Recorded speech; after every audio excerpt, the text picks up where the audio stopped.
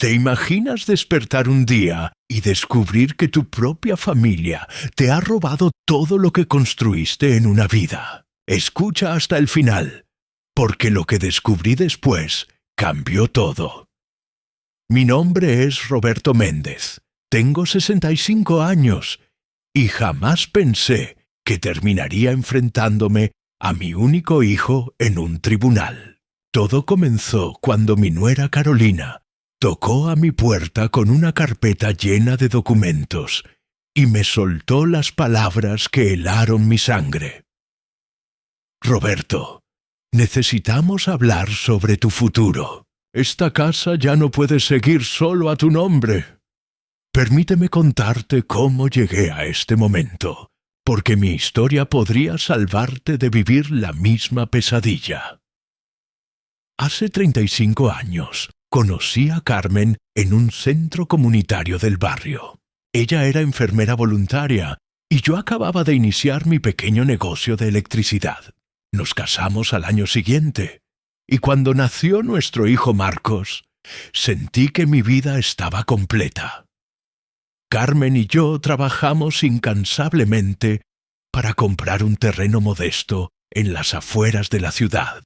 Durante 3 años, cada fin de semana, cada hora libre, la invertí en construir nuestra casa ladrillo por ladrillo. Carmen pintaba las paredes mientras Marcos, todavía pequeño, jugaba entre las herramientas. Esa casa no era solo propiedad, era el fruto de nuestros sueños y sacrificios. La tragedia llegó cuando Marcos tenía apenas 10 años. Carmen enfermó gravemente. El cáncer avanzó más rápido de lo que los médicos esperaban, y en menos de 2 años me quedé viudo y Marcos sin madre. Los años siguientes fueron difíciles, pero mi hijo y yo nos convertimos en un equipo inseparable. Marcos era un muchacho brillante.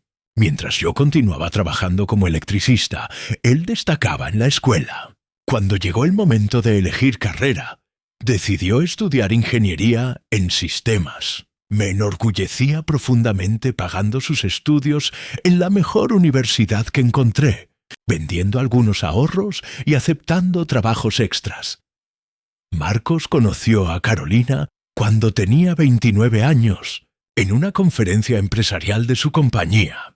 Ella trabajaba en el departamento de administración y tenía esa personalidad dominante que mi hijo confundió con seguridad.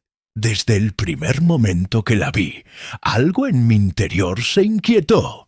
Así que usted es el famoso padre electricista, me dijo la primera noche que cenó en casa. Su tono era cortés, pero había un dejo de condescendencia que no pasó desapercibido. Durante toda la velada, Carolina habló exclusivamente de sus ambiciones profesionales, sus planes de ascenso y los cursos de posgrado que planeaba tomar. No me preguntó nada sobre mi vida o mi trabajo. Lo que más me perturbó fue ver cómo Marcos cambiaba en su presencia. Mi hijo, siempre natural y espontáneo conmigo, se volvía cauteloso, midiendo cada palabra, como si intentara impresionar constantemente a alguien que apenas lo conocía. Meses después, Marcos anunció que se mudaría con Carolina. «Papá, ya tengo 30 años. Es momento de que tenga mi propio espacio», me explicó. Por supuesto que lo entendía, pero algo en su mirada me decía que esa decisión no era completamente suya. Las visitas de Marcos se espaciaron gradualmente. Las excusas siempre eran las mismas: proyectos laborales, compromisos sociales de la pareja, reuniones importantes. Cuando venía, Carolina lo acompañaba con frecuencia, y sus comentarios sobre la casa siempre llevaban un mensaje implícito. Era demasiado grande para un hombre solo, el barrio era muy alejado, los gastos de mantenimiento debían ser abrumadores. Un año después de vivir juntos, Marcos llegó con una propuesta extraña. «Papá, Carolina y yo hemos estado evaluando tu situación. Vivir solo en una casa tan grande no tiene sentido.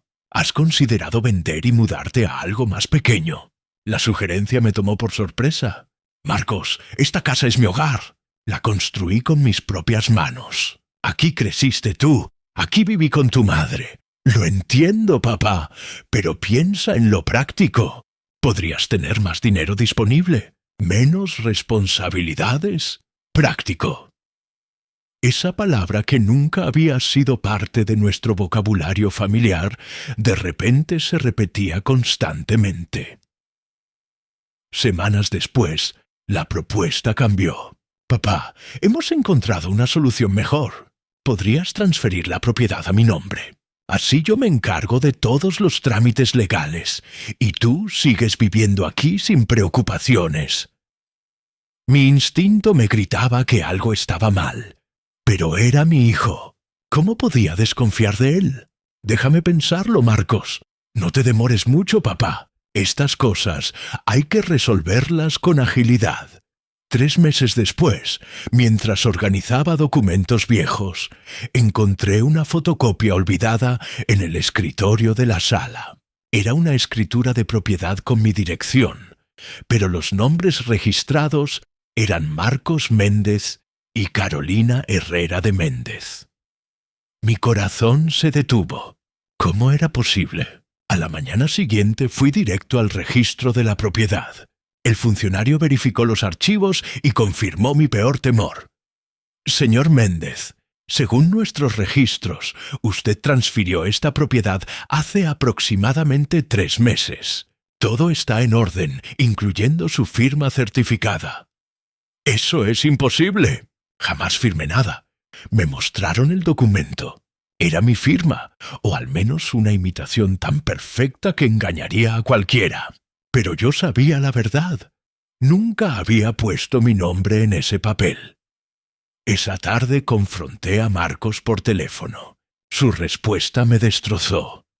Papá, Carolina y yo lo hicimos porque sabíamos que pondrías obstáculos. Es por tu propio bien. Muchas familias hacen esto para evitar problemas sucesorios. Marcos, yo nunca firmé esa transferencia. ¿No entiendes lo que eso significa? Hubo un silencio prolongado. Tal vez no recuerdas, papá. A tu edad es normal olvidar algunas cosas. Esas palabras fueron como una puñalada.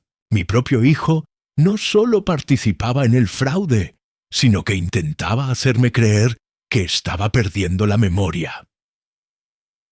Al día siguiente busqué al abogado Ramírez, un profesional recomendado por un vecino. Después de revisar todos los documentos, su diagnóstico fue claro.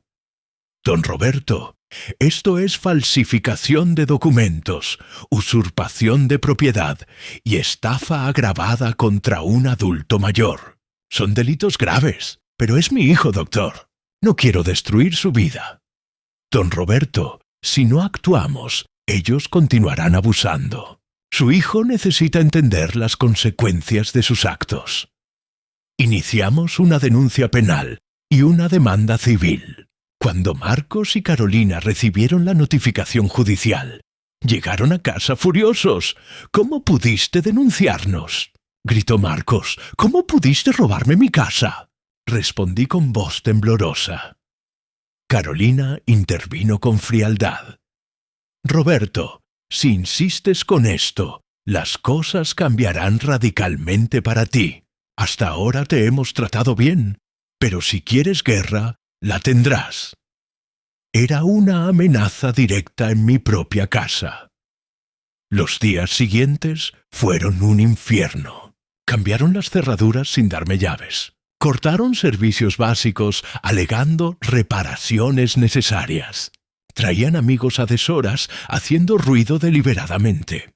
Me trataban como un intruso en el hogar que yo mismo había construido.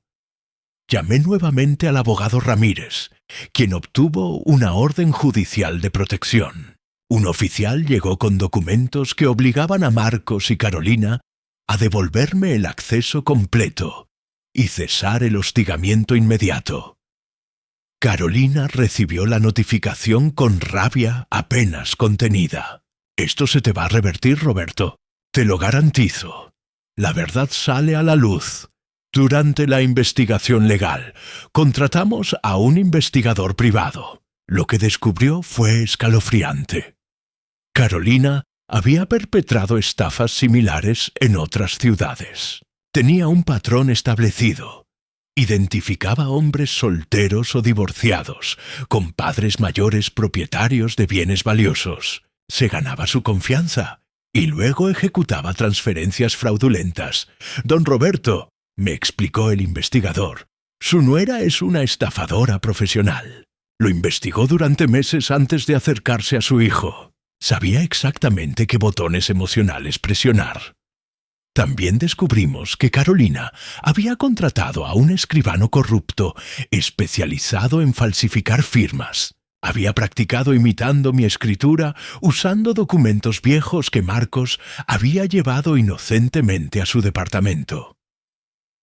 El día del juicio principal, el perito calígrafo confirmó que mi firma en la escritura era falsa.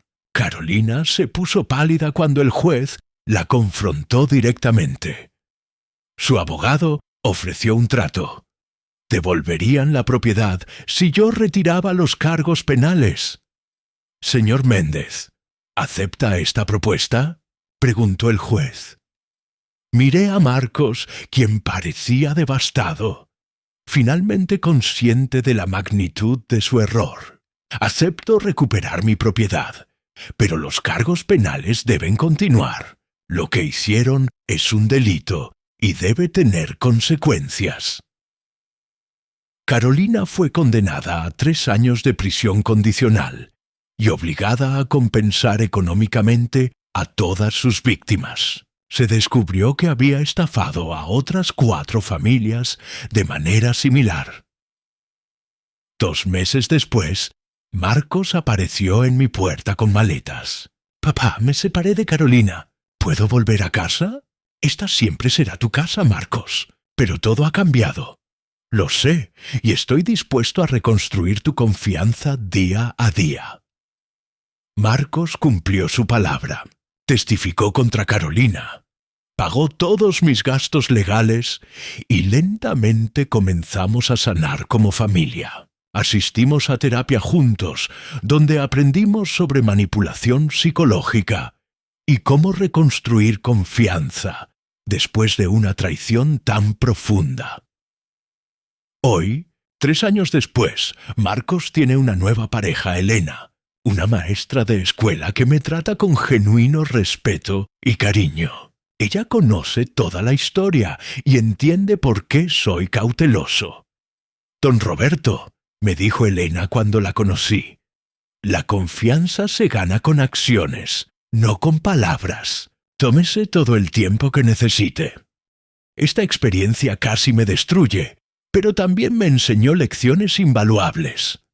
Primero, confía en tu instinto. Si algo se siente mal, probablemente lo sea, incluso cuando viene de tu propia familia. Segundo, protege tus documentos legales como si fueran oro. Revisa regularmente el estado de tus propiedades y nunca firmes nada bajo presión. Tercero, los depredadores emocionales existen y a menudo usan el amor familiar como arma. Educa a tus hijos sobre las señales de relaciones tóxicas y manipuladoras. Cuarto, no tengas miedo de defender tus derechos, aunque eso signifique enfrentar a tu propia familia. El amor verdadero sobrevive a la verdad y la justicia.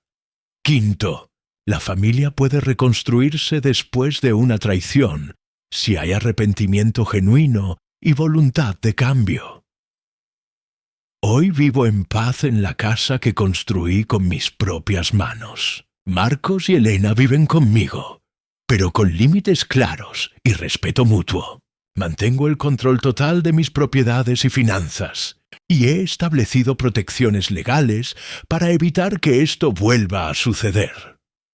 Mi relación con Marcos es ahora más fuerte que nunca, no por ingenuidad, sino porque está construida sobre lecciones aprendidas a través del dolor y la superación. El día de la audiencia principal, Finalmente llegó después de 9 meses de proceso legal agotador. Marcos y Carolina llegaron con un abogado extremadamente caro, vestidos como si asistieran a una importante reunión corporativa. Yo llegué con el doctor Ramírez y con carpetas llenas de evidencia irrefutable que habíamos recolectado pacientemente. El juez ordenó que un perito calígrafo examinara la supuesta firma mía en los documentos de transferencia. Después de un análisis minucioso que duró casi 3 horas, el perito presentó su dictamen. Señor juez, esta firma es definitivamente una falsificación. Las características fundamentales del trazo, la presión aplicada, los ángulos de inclinación y los patrones de velocidad no corresponden en absoluto a las múltiples muestras auténticas del señor Méndez que hemos analizado como referencia. Carolina se puso visiblemente pálida. Su abogado intentó argumentar débilmente que podía haber errores metodológicos en el análisis, pero el juez rechazó categóricamente esas objeciones. Señorita Herrera, dijo el juez mirándola directamente, ¿cómo explica usted que exista una escritura de transferencia con la supuesta firma del señor Méndez, cuando él niega rotundamente haberla firmado, y el análisis pericial confirma que es falsa? Señor juez, procedimos absolutamente de buena fe. Debe haber algún malentendido técnico en todo esto. ¿Buena fe? Falsificar documentos públicos y una firma ajena es proceder de buena fe. El abogado de Carolina pidió un receso para consultar urgentemente con sus clientes. Cuando regresaron media hora después, tenían una propuesta inesperada nacida de la desesperación. Señor juez, mis clientes están dispuestos a transferir inmediatamente la propiedad de vuelta al señor Méndez, a cambio de que se retiren todos los cargos penales presentados. El juez me miró esperando mi respuesta. Miré a Marcos, quien había permanecido prácticamente en silencio durante toda la audiencia. Se veía devastado, avergonzado, finalmente consciente de la magnitud catastrófica de lo que había hecho. Señor juez, acepto recuperar mi propiedad, porque es legítimamente mía, pero no voy a retirar los cargos penales. Lo que estas personas hicieron es un delito grave que merece consecuencias proporcionales. Carolina me fulminó con la mirada. Roberto, si no retiras los cargos, Marcos va a terminar con antecedentes penales. Vas a destruir el futuro profesional de tu propio hijo. Alejandra. Marcos es un hombre adulto que tomó conscientemente sus propias decisiones. Si hay consecuencias legales, tendrá que enfrentarlas como el adulto que se supone que es. El juez dictó sentencia ese mismo día. La propiedad volvía inmediatamente a mi nombre. Marcos y Carolina debían pagarme una compensación económica significativa por daños y perjuicios, y el caso penal continuaría en otro tribunal especializado. Cuando salimos del juzgado, Marcos se acercó a mí con lágrimas en los ojos. «Papá, necesito desesperadamente hablar con vos. Habla, Marcos. Papá, te juro por la memoria de mamá que yo no sabía que Carolina había falsificado tu firma. Ella me convenció de que vos habías firmado sin darte cuenta, sin prestar atención a lo que era. Y vos le creíste ciegamente sin verificar conmigo». Se quedó en silencio avergonzado. «Papá, me dejé engañar completamente. Carolina me manipuló haciéndome creer que todo lo que hacíamos era por tu propio bien, por protegerte. Marcos, tenés 32 años. Sos suficientemente adulto para saber que robar está mal, sin importar quién te sugiera hacerlo o con qué justificaciones convincentes. Tenés toda la razón, papá. No tengo excusas válidas. Fui un cobarde y un mal hijo. ¿Y ahora qué pensás hacer? Ahora me voy a separar definitivamente de Carolina. No puedo seguir casado con alguien que me convirtió en cómplice de robar a mi propio padre. Y voy a hacer todo lo que esté en mi poder para reparar el daño terrible que te causé. 2 meses después del juicio, Marcos apareció en casa con todas sus pertenencias en valijas. Papá, me separé legalmente de Carolina. Inicié los trámites de divorcio. ¿Puedo volver a vivir acá? Entiendo completamente si me decís que no. Diego, esta siempre va a ser tu casa, pero tenés que entender que las cosas van a ser muy diferentes ahora. La confianza que teníamos antes se quebró y va a llevar mucho tiempo reconstruirla. Lo sé perfectamente, papá, y estoy dispuesto a ganarme tu confianza otra vez paso a paso, día a día, el tiempo que sea necesario. Durante los meses siguientes, Marcos cumplió cada una de sus promesas. Testificó completamente en contra de Carolina en el juicio penal, proporcionando evidencia crucial. Me reembolsó todos los gastos legales que había tenido, y gradualmente empezó a comportarse, otra vez como el hijo que yo había criado antes, de que esa mujer envenenara su vida. El juicio penal de Carolina terminó con una condena de 4 años de prisión y la obligación de resarcir económicamente a todas sus víctimas identificadas. Durante el proceso judicial, también se descubrió que había estafado a otras 4 familias exactamente de la misma manera metódica. Esta experiencia devastadora casi me destruye, pero también me enseñó lecciones invaluables sobre la vida, la familia y la naturaleza humana. Primero, siempre confía en tu instinto. Si algo se siente profundamente mal, probablemente lo sea, incluso cuando viene de tu propia familia. Y aunque no puedas explicar racionalmente por qué te genera desconfianza. Segundo, protege tus documentos legales como si fueran tu vida misma. Revisa regularmente el estado oficial de tus propiedades. Nunca firmes absolutamente nada bajo presión emocional o con prisa.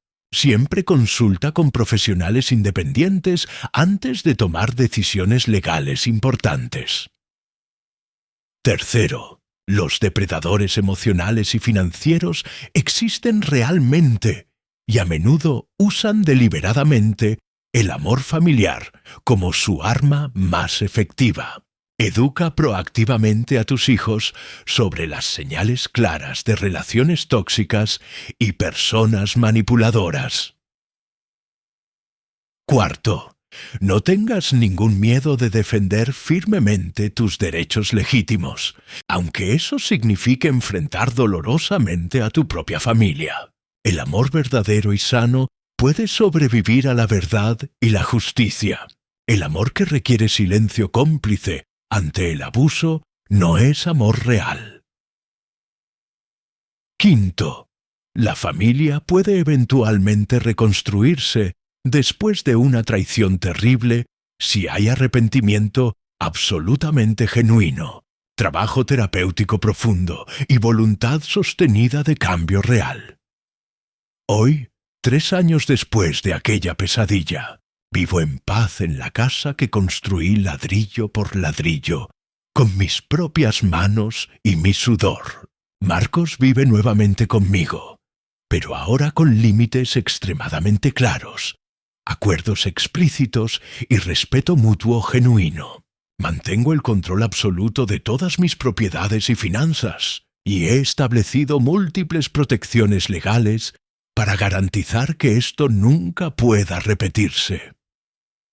Mi relación actual con Marcos es paradójicamente más fuerte que nunca, no por ingenuidad recuperada, sino porque está construida sobre cimientos de lecciones dolorosísimas aprendidas a través del sufrimiento, la traición superada y el perdón ganado con esfuerzo.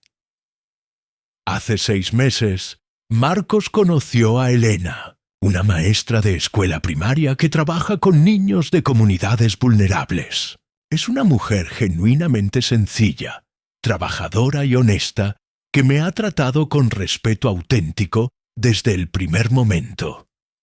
Don Roberto, me dijo Elena cuando la conocí, Marcos me contó absolutamente todo sobre lo que sucedió. Quiero que sepa que yo jamás sería capaz de algo así. Pero también entiendo completamente que usted necesita tiempo para conocerme y confiar. No tengo ningún apuro. Durante estos meses he observado cómo Elena trata a Marcos. No le exige que gaste dinero que no tiene. No lo presiona para tomar decisiones apresuradas. No intenta de ninguna manera alejarlo de mí. Es exactamente lo opuesto de lo que fue Carolina. Si estás escuchando esta historia hasta aquí, quiero que entiendas algo absolutamente crucial. Las estafas perpetradas por miembros de la propia familia son dramáticamente más comunes de lo que la mayoría de la gente imagina. Los criminales saben perfectamente que la familia representa nuestro punto emocionalmente más vulnerable y lo explotan sin ningún tipo de piedad o remordimiento.